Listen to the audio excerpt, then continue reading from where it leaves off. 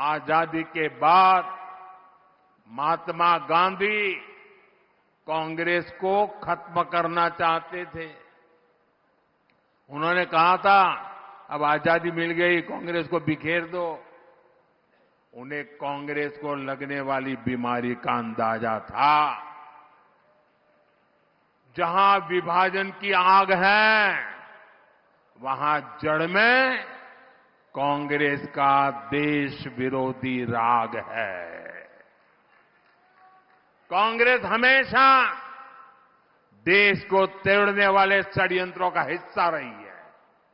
इसका एक बड़ा उदाहरण है जम्मू कश्मीर।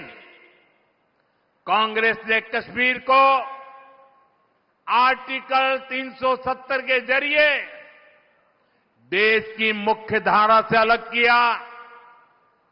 कांग्रेस ने कश्मीर में बाबा साहब आंबेडकर का संविधान 75 साल तक लागू नहीं होने दिया। ये कांग्रेस वालों को जवाब देना पड़ेगा।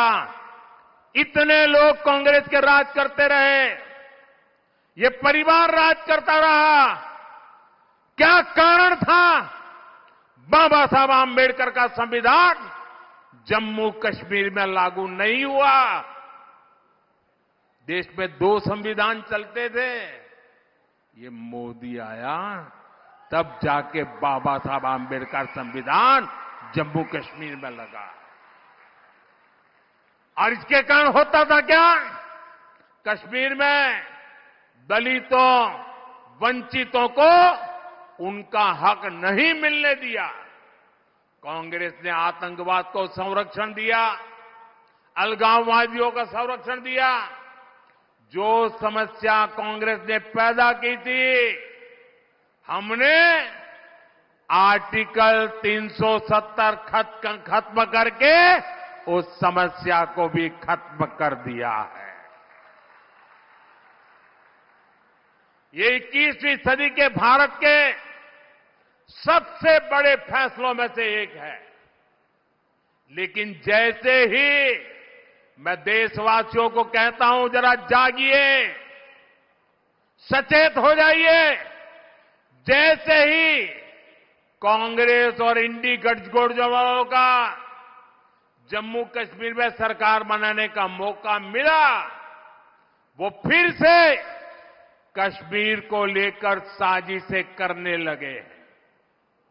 आपने टीवी पे देखा होगा, 2-3 दिन पहले जम्मू कश्मीर विधानसभा में जो कुछ हुआ आपने देखा होगा। कांग्रेस गठबंधन वहां फिर से आर्टिकल 370 लागू करने का प्रस्ताव पारित किया है। दोस्तों, क्या यह देश स्वीकार करेगा? आप सहमत होंगे? कश्मीर को तोड़ने का कांग्रेस का एक कारनामा आपको मंजूर है? आर्टिकल 370 के समर्थन में विधानसभा के भीतर बैनर लहराए गए। जब बीजेपी के विधायकों ने जी जान से उसका विरोध किया तो उन्हें उठा करके सदन के बाहर फेंक दिया गया। कांग्रेस और उसके साथियों की एक घिनौनी सच्चाई पूरे देश को, पूरे महाराष्ट्र को समझनी होगी। कांग्रेस गठबंधन एक तरफ जम्मू कश्मीर से भारत का संविधान हटाने का प्रस्ताव पास करता है। कांग्रेस ने जो प्रस्ताव पारित किया है ना, इससे बाबा साहब का संविधान जो मोदी वहां ले गया है ना, वो फिर वापस कर देंगे और जम्मू कश्मीर में बाबा साहब के संविधान को घुसने नहीं देंगे। और दूसरी तरफ यही कांग्रेस, उनका गठबंधन यहां महाराष्ट्र में आकर संविधान की झूठी किताब लहराता है, कोरे कागज वाली। ये कोरे कागज वालों की कटी पतंग का जमाना आ गया है।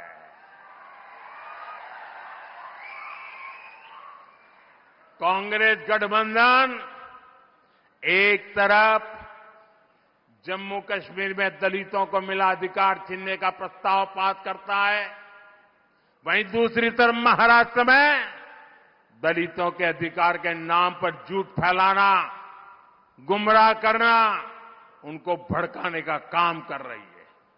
कांग्रेस गठबंधन एक तरफ कश्मीर में आदिवासियों के अधिकार छीनने का ऐलान करता है, वहीं दूसरी तरफ महाराष्ट्र में आकर ये लोग आदिवासियों की आंख में धूल झोंकने का पाप कर रहे हैं, अधिकारों के झूठे नारे लगा रहे हैं।